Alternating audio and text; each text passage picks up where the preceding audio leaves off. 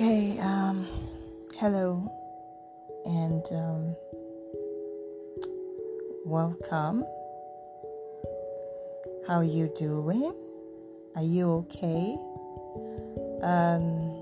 Today is February 14th and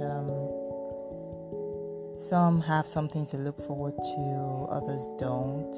And to some people it's just like any other day. For some people it's a sad day, for some it's a happy day, for some it's a birthday, for some it's a celebration, for some it's just wishing that things will be different, and so in the mood of introspection, something came to my mind. I remembered something that happened over 15 years ago. I was in technical school then, and I remember my mom coming to visit in school, and I wanted to spend some time with my mom and just talk and discuss and all of that and just be with her that day. So I was happy she was around, and I just kept meeting obstacles that day. The first was I was planning, of course, to forfeit my lunch that day, but it was that day that someone chose to,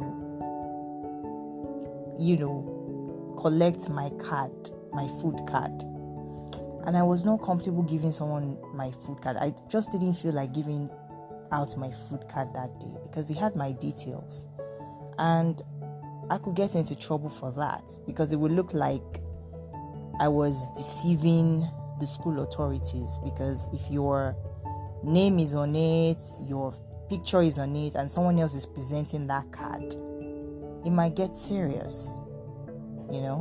It wouldn't be an issue of I was trying to be kind. It would have been an issue of deception that might lead to something else. I mean, if it leads to an expulsion, what am I supposed to do?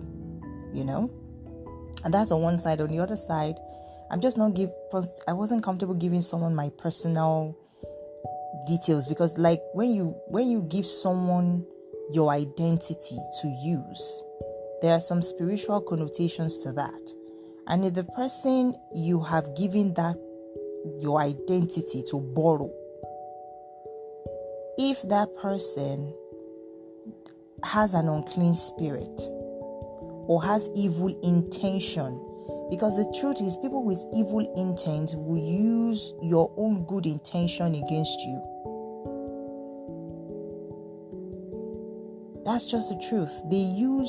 That's how they get good people. That's how they get good people to fall into traps. They bait them with kindness, with what they normally do when they show people love, show people kindness. They bait them with that, and as soon as they give them something of their personal effect, they now use it as a spiritual legal ground to say, well, this person gave me permission to use their stuff.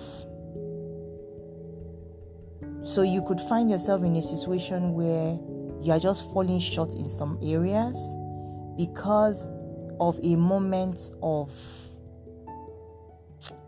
compromise you made in the name of helping somebody or in the name of assisting somebody. Now, it's a different situation where you pay for someone's lunch. It's another thing when your photo, your name is being used to,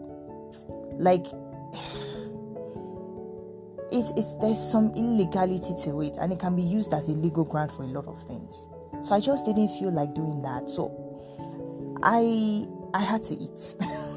I had to eat, Though I was glad I ate, but my mind was not really at that food area. And it was like one of the best lunches that we had in that school, I mean, they served us good lunch, but that lunch that day was just delicious. It was big fish with, I can't remember what the meal was, but I just remember the fish, So I was consoling myself that at least I didn't miss this fish, but my mind was how fast can I eat so that I can meet my mom? And she was waiting for me. The moment I left, someone delivered a message that a teacher wanted to see me. Now, I could have easily ignored that and say, okay, I've heard. Oh, she wants to see you now. I've heard, and then go and see my mom. You understand? But I didn't. I went to see her, and she chose that moment to send me on an errand. And I tried explaining to her that, please, ma, allow me to see my mother. She's waiting for me. She waited for me to have lunch, and she still has a long way to go. This woman just practically threatened me. Yeah, practically threatened me. I felt what she said to me. I couldn't remember what she said to me, but I felt intimidated and threatened that if I don't do what she asked, she was going to make me pay for it. And I had this horrible habit of always being afraid of what people would do to me, what older people would do to me. Like, I had that horrible habit of what they would say about me, what they would do to me. Like, I was afraid of them. Up until now, I didn't admit it. But when occurrences like that keep coming, you can't just ignore the fact that, sometimes I couldn't ignore the fact that I was a coward. I kept my own mother waiting because of something that some random stranger said to me. Like, this woman isn't paying my school fees. My mother is paying my school fees. And she came all the way from home to come and see me. It was a long distance from home to that school. And she had waited for me to have lunch.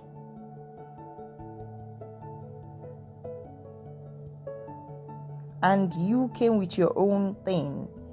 And I could have just said, you know what, I've heard. That was the mistake I made.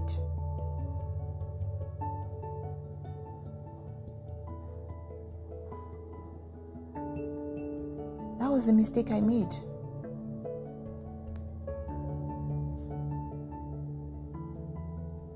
And I gave in to pressure. I was hurt. I wanted to cry, but I couldn't. I tried to rush. I told my mom, I said, my teacher sent me on an errand. I'm so sorry. And she's not, I said, okay. And by the time I got back, my mother had left. And up till now, I feel this heavy feeling in my chest that hadn't gone away. This heavy feeling of I missed a very, very important moment. It wasn't long after that I fell sick and I had to leave school anyway. So it's like I lost on both ends. Now, if whatever it is that I would have gained from my mother's presence was some kind of protection that I think that woman saw, which was why she suddenly decided that my lunch break was when she wanted to send me on an errand. I think that was what she saw.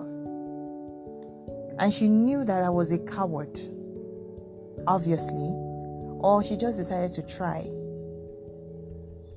What could have been the worst that could have happened?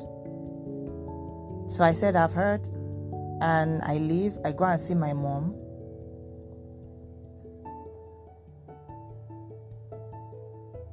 And she does what?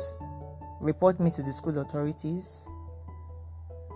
I don't know what she would have done. But at the end of the day, even if it would earn me a suspension, which is a stretch,